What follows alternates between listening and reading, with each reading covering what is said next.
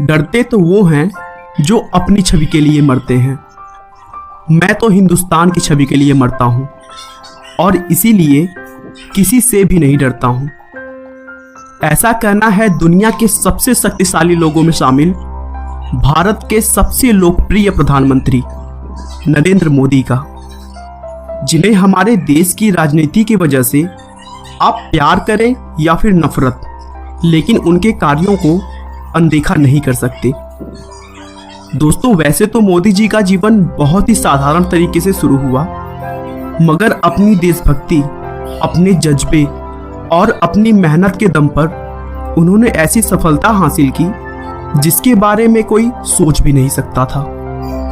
वे एक बेहद ही गरीब परिवार में पैदा हुए। अपने बचपन के दिनों में जब बच्चे खेलने कूदने में अपना समय व्यतीत करते हैं, तब उन्होंने अपने घर की आर्थिक सहायता के लिए अपने पिता की दुकान में हाथ बटाई और ट्रेन के डिब्बों में जा जाकर चाय बेची।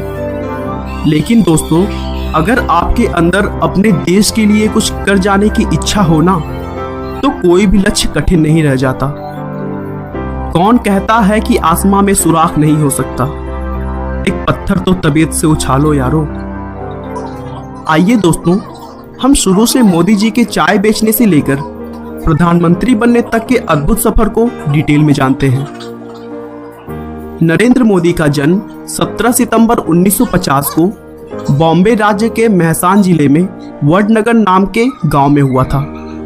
दोस्तों, बता दूं कि बॉम्बे राज्य पहले भारत का ही एक राज्य था, जिसे 1 मई 1960 में अलग कर गुजरात और महाराष्ट्र बना दिया गया।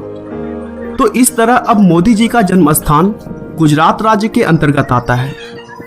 नरेंद्र मोदी के पिता का नाम दामोदर दास मूलचंद मोदी था और मां का नाम हीराबेन मोदी है।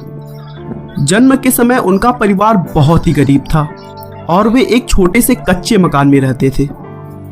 नरेंद्र मोदी अपने माता पिता की कुल 6 संतानों में तीसरे पुत्र हैं। मोदी के पिता रेलवे स्टेशन पर चाय की एक छोटी सी दुकान चलाते थे, जिसमें नरेंद्र मोदी भी उनका हाथ बटाते थे और रेल के डिब्बों में जा जाकर चाय बेचते थे।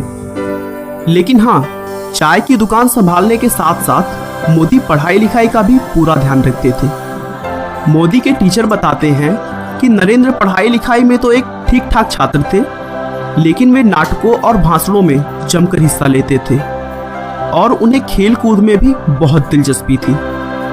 उन्होंने अपनी स्कूल की पढ़ाई वडनगर से पूरी की। सिर्फ 13 साल की उम्र में नरेंद्र मोदी की सगाई यशोदाबेन चमनलाल के साथ कर दी गई और फिर 17 साल की उम्र में उनकी शादी हो गई। फाइनेंशियल एक्सप्रेस की एक न्यूज के अनुसार नरेंद्र और जसोदा ने कुछ वर्ष साथ रहकर बिताए, लेकिन कुछ समय बाद नरेंद्र मोदी के इच्छा से वे दोनों एक दूसरे के लिए अजनबी हो गए। लेकिन नरेंद्र मोदी के जीवन लेखक ऐसा नहीं मानते हैं। उनका मानना है कि उन दोनों की शादी जरूर हुई, लेकिन वे दोनों एक साथ कभी नहीं रहे। शादी के कुछ वर्षों बाद नरेंद्र मोदी ने घर छोड़ दिया और एक तरह से उनका वैवाहिक जीवन लगभग समाप्त सा हो गया। नरेंद्र मोदी का मानना है कि एक शादीशुदा के मुकाबले अविवाहित व्यक्ति भ्रष्टाचार के खिलाफ ज्यादा जोरदार तरीके से लड़ सकता है, क्योंकि उसे अपनी पत्नी, परिवार और बाल बच्चों की कोई चिंता नहीं रहती। बचपन से ही मोदी में देशभक्ति कूट कूट कर भरी थी। 1962 में जब भारत चीन युद्ध हुआ था, उस समय मोदी रेलवे स्टेशन पर जवानों से भरी ट्रेनों में उनके लिए खाना और चाय लेकर जाते थे। 1965 में भारत पाकिस्तान युद्ध के समय भी मोदी ने जवानों की खूब सेवा की थी। 1971 में वे आरएसएस के प्रचारक बन गए और अपना पूरा समय आरएसएस को देने लगे। वे वहां सुबह 5 बजे उठ जाते और देर रात तक काम करते। प्रचारक होने की वजह से मोदी जी ने गुजरात के अलग अलग जगहों पर जाकर लोगों की समस्याओं को बहुत करीब से समझा और फिर भारतीय जनता पार्टी का आधार मजबूत करने में इम्पोर्टेंट रोल निभाया। 1975 के आसपास में राजनीति क्षेत्रों में विवाद की वजह से उस समय की प्रधानमंत्री इंदिरा गांधी ने कई राज्यों में आपातकालीन घोषित कर दिया था और तब आरएसएस जैसी संस्थाओं पर भी प्रतिबंध लगा दिया गया था। फिर भी मोदी चोरी छिपे देश की सेवा करते रहे और सरकार की गलत नीतियों का जमकर विरोध किया। उसी समय मोदी जी ने एक किताब भी लिखी थी जिसका नाम संघर्ष माँ गुजरात था। इस किताब में उन्होंने गुजरात की राजनीति के बारे में चर्चा किया था। उन्होंने आरएसएस के प्रचारक रहते हुए 1980 में गुजरात विश्वविद्यालय से राजनीति विज्ञान में पीजी की डिग्री प्राप्त की। आरएसएस में बेहतरीन काम को देखते हुए उन्हें भाजपा में नियुक्त किया गया, जहां उन्होंने 1990 में आडवाणी की अयोध्या रथ यात्रा का भव्य आयोजन किया, जिससे भाजपा के सीनियर लीडर्स काफी प्रभावित हुए। आगे भी उनके अद्भुत कार्य की बदौलत भाजपा में उनका महत्व बढ़ता रहा। आखिरकार मोदी की मेहनत रंग लाई और उनकी पार्टी ने गुजरात में 1995 के विधानसभा चुनाव में बहुमत में अपनी सरकार बना ली। लेकिन मोदी से कहासुनी होने के बाद शंकर सिंह बघेला ने पार्टी से रिजाइन दे दिया। उसके बाद केशुभाई पटेल को गुजरात का मुख्यमंत्री बना दिया गया और नरेंद्र मोदी को दिल्ली बुलाकर भाजपा में संगठन के लिए केंद्रीय मंत्री का रिस्पॉन्सिबिलिटी दिया गया। मोदी जी ने इस रिस्पॉन्सिबिलिटी को भी बखूबी निभाया।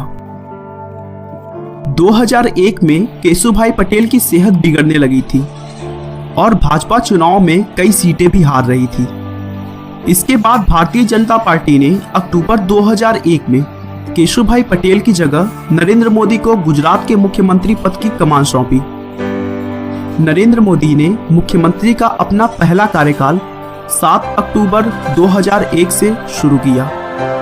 इसके बाद मोदी ने राजकोट विधानसभा चुनाव लड़ा, जिसमें उन्होंने कांग्रेस पार्टी के अश्विन मेहता को बड़े अंतर से मात दी। मुख्यमंत्री पद पर रहते हुए मोदी ने बहुत ही अच्छी तरीके से अपने कार्यों को संभाला और गुजरात को फिर से मजबूत कर दिया। उन्होंने गांव-गांव तक बिजली पहुंचाई, टूरिज्म को बढ़ावा दिया। देश में पहली बार किसी राज्य की सभी नदियों को एक साथ जोड़ा गया, जिससे पूरे राज्य में पानी की प्रॉब्लम सॉल्व हो गई। एशिया के सबसे बड़े सोलर पार्क का निर्माण भी गुजरात में ही हुआ। और इन सब के अलावा भी उन्होंने बहुत सारे अद्भुत कार्य किए और देखते ही देखते गुजरात को भारत का सबसे बेहतरीन राज्य बना दिया और वह खुद गुजरात के सबसे लोकप्रिय मुख्यमंत्री बन गए। लेकिन उसी बीच मार्च 2002 में गुजरात के गोधरा कांड से नरेंद्र मोदी का नाम जोड़ा गया। इस कांड के लिए न्यूयॉर्क टाइम्स ने मोदी प्रशासन को जिम्मेदार ठहराया और फिर कांग्रेस सहित अनेक विपक्षी दलों ने उनके इस्तीफे की मांग की। दोस्तों, गोधरा कांड में 27 फरवरी 2002 को गुजरात के गोधरा नाम के शहर में रेलवे स्टेशन पर साबरमती ट्रेन के S6 कोच में आग लगाए जाने के बाद 59 लोगों की मौत हो गई थी, जिसके बाद पूरे गुजरात में सांप्रदायिक दंगे होना शुरू हो गए और फिर 28 फरवरी 2002 को गुजरात के कई इलाकों में दंगा बहुत ज्यादा भड़क गया, जिसमें 1200 से अधिक लोग मारे गए। इसके बाद इस घटना की जांच के लिए उच्चतम न्यायालय ने विशेष जांच दल बनाई और फिर दिसंबर 2010 में जांच दल के रिपोर्ट के आधार पर फैसला सुनाया कि इन दंगों में नरेंद्र मोदी के खिलाफ कोई ठोस सबूत नहीं मिला। नरेंद्र मोदी ने गुजरात में कई ऐसे हिंदू मंदिरों को भी ध्वस्त कराने में थोड़ा सा भी नहीं सोचा जो सरकारी कानून कायदों के मुताबिक नहीं बने थे। हालांकि इसके लिए उन्हें विश्व हिंदू परिषद जैसे संगठनों का भी विरोध झेलना पड़ा, लेकिन उन्होंने इसकी थोड़ी सी भी परवाह नहीं की और देश के लिए जो सही था उसी काम को करते रहे। उनके अच्छे डिसीजंस और कार्यों की वजह से गुजरात के लोगों ने मोदी को 4 बार लगातार अपना मुख्यमंत्री बनाया। गुजरात में मोदी की सफलता देखकर बीजेपी के सीनियर नेताओं ने मोदी को 2014 के लोकसभा चुनाव का प्रधानमंत्री उम्मीदवार घोषित किया, जिसके बाद मोदी ने पूरे भारत में बहुत सारी रैलियां की और साथ ही साथ उन्होंने सोशल मीडिया का भी भरपूर लाभ उठाया और लाखों लोगों तक अपनी बात रखी। मोदी के अद्भुत विकासशील कार्य, उनके प्रेरणादायक भाषण, देश के लिए उनका प्यार और उनकी सकारात्मक सोच की वजह से उन्हें भारी मात्रा में वोट मिले और वे भारत के 15वें प्रधानमंत्री बने। दोस्तों, नरेंद्र मोदी एक बहुत ही मेहनती व्यक्ति हैं। वे 18 घंटे काम करते हैं और कुछ ही घंटे सोते हैं। दोस्तों, मोदी जी का कहना है कि कड़ी मेहनत कभी थकान नहीं लाती है, वह तो बस संतोष लाती है। नरेंद्र मोदी शुद्ध शाकाहारी हैं और नवरात्र के 9 दिन उपवास रखते हैं। वे अपनी सेहत का भरपूर ध्यान रखते हैं और प्रतिदिन योग करते हैं, भले ही वे कहीं पर भी हों। मोदी जी अपनी माँ से बहुत प्यार करते हैं। उनका कहना है कि मेरे पास अपने बाबा दादा की ना ही एक पाई है और ना ही मुझे चाहिए। मेरे पास अगर कुछ है तो अपनी माँ का दिया आशीर्वाद।